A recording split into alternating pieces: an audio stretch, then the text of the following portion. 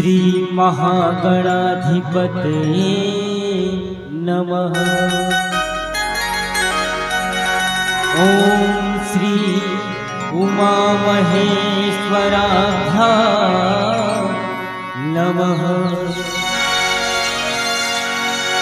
वाल्मीकि गुरुदेव के पद पंकज सिरना सुमिरे मात सरस्वती। हम पर हो सहाय, मात पिता की वंदना करते बारंबार।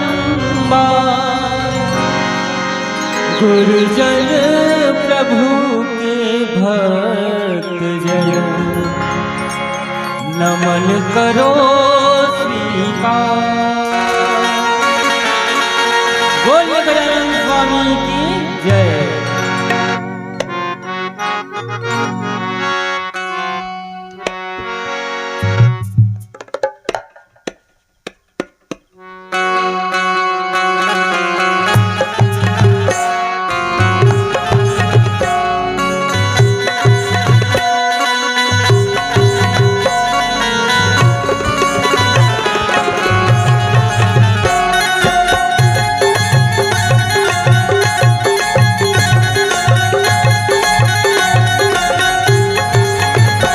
गाइए हो गणपति जगवंदन, गाइए हो गणपति जगवंदन।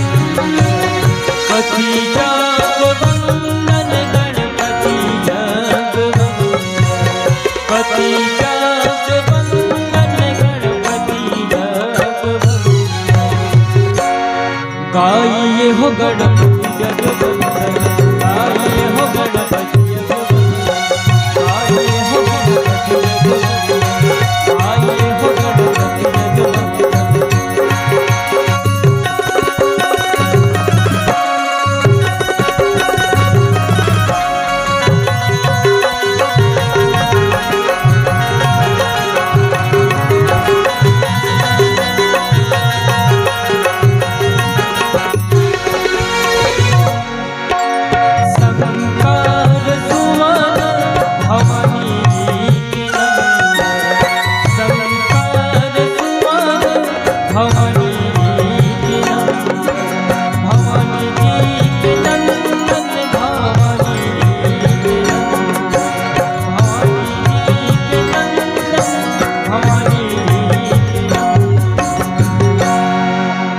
तेज प्रताप महाजगवंदन, तेज प्रताप महाजगवंदन।